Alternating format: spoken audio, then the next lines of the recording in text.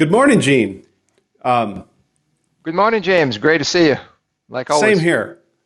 Uh, so today, I think our topic for the day is how do we pick a how should one pick a less trainer, and what is the value of a certified less practitioner badge? What is the meaning of that? And I'll just let you respond to that. Sure. So thank you for asking this. This is actually a pretty frequent question we get. At least I hear this from time to time. So first of all, when someone looks for a less large-scale Scrum, let's decipher the last part, trainer, what people should be also looking for is for someone who has an extensive experience and a track record as a less coach. So all of accredited certified less trainers are also predominantly coaches that are deeply embedded with organizations and by doing so learn large-scale Scrum, adoption, failures, and successes firsthand. So a less trainer essentially is someone who can just cater this in a structured way to an audience based on, of course, learning objectives that we all have in common, but also their personal experience. Now, as far as actual selection of a less trainer, we recommend as much as we can for individuals and companies to go directly to less.work site and to look into the directory of accredited trainers. And there aren't that many, because this is one That's of the, real small. yeah, it's a very hard credential to get because it requires lots of validation. So we have, I think, 23 or 24 people worldwide, including the last co-founders. So people really should be paying attention to who they get in this training from. They can use their geography, their time zone as an attribute, as the dimension for search, and just go name by name, and they can pick. So the rule of thumb is this: whoever they pick has gone through a very thorough validation and accreditation process. So they will be getting the learning. They will be getting trained and probably coached thereafter if they choose to do so by someone who will be delivering knowledge at its face value. Valuable knowledge, hopefully. So that's that. And we're all very, very close. We're a small community. If we need help from one another, we will always refer. We will always work together. So by doing this directly, not going through middleman, and this is another thing, don't try to, you actually run in a high risk of not getting the best value for your dollar, and also not getting the authentic trainer by going through middlemen and through some consulting or recruiting or training companies that like sit in between the actual trainer and you being a person or you being a company. As far as your question about badges, right? In general, we as a less community, at least that's my perception, we don't see as much value in the notion of, oh, I am certified. Yeah. Certification is nice, and as I'm sure people already know that being certified as a less practitioner or attending certified less for executives, you don't have to take a test. And many people ask, oh, do I need to take a test to get certified? You actually don't, but we certainly encourage you to self-validate and self-assess before, in the middle, and after being trained, and we have assets for that. So we have tests online and stuff like that. But what's more important is this: when you get this badge from that says large-scale Scrum, whether it's practitioner or executives or even less basics, what it really validates, what it really attests to, really, that's how you should really think of this, is that you received your learning at its face value from someone who is an accredited coach, a trainer and coach, or coach and trainer, as you wish. So in other words, the training, the content hasn't been diluted, trivialized, reduced, watered down, as we may often see when we get the same kind of training in name only being catered through internal organizational structures or second market resellers. So You didn't go to a concert by the cover band. That's right. Exactly. Yeah. Exactly. Yeah. So think of your badge as validation. hey, I've learned this from the authentic source. And therefore, if I did my learning right, if I actually sat there and absorbed it and reflected it and invested in interaction with my, you know, teammates or co-students and the trainer, I've learned some quality stuff. That's my way to look at the badge. Thank you, Gene. And what are your thoughts, James? If you can. So I fully agree with everything you said. Let's see if I can punch a few points. I find it interesting that many of the trainers outside of the LeSS community, even they realize that the LeSS trainer license is by far one of the hardest ones out there to get, if not the hardest, by a large measure. And that attests to why it is such a small group. And I find it's also true that,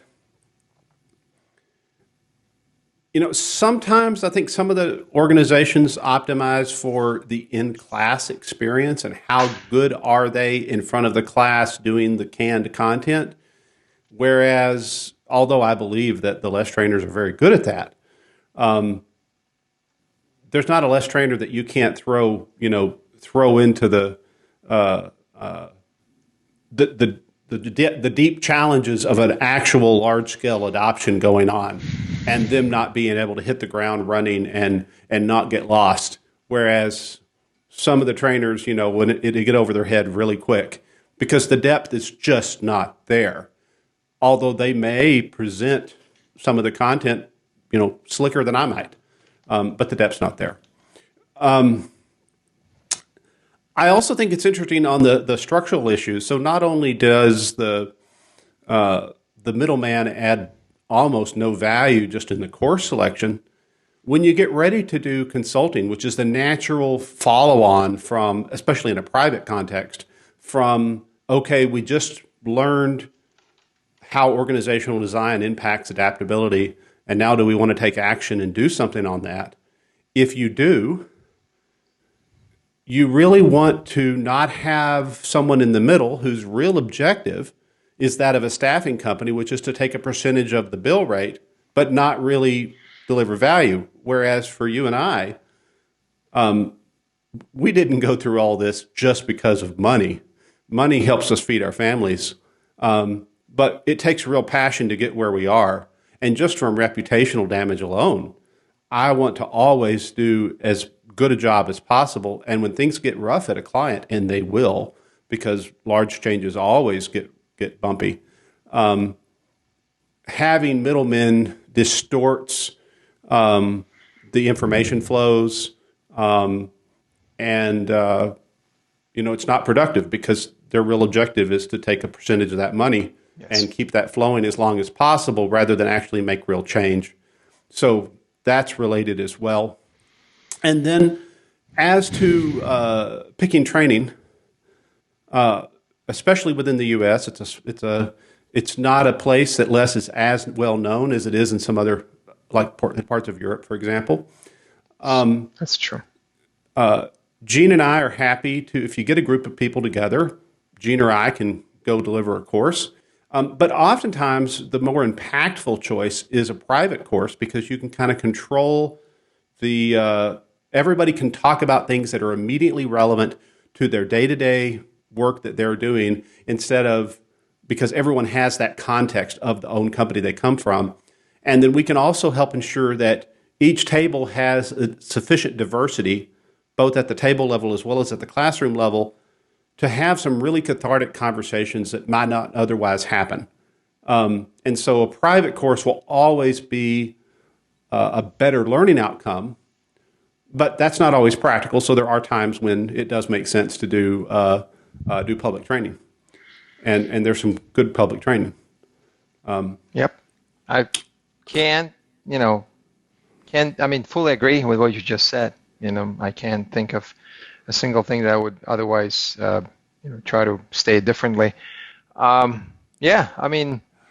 Quality of source, authenticity of source, the way we cater this, private versus public, especially if you're a large company, you're better off just doing this internally with properly selected people, which will help you to get the biggest bang for the buck and the biggest impact.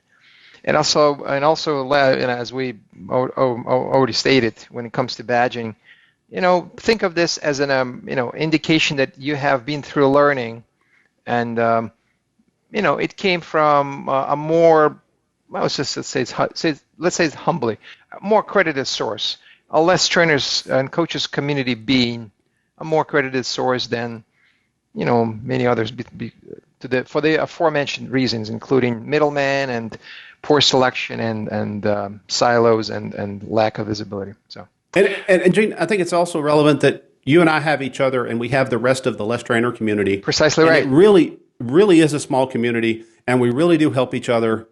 Yeah. Oh, yeah.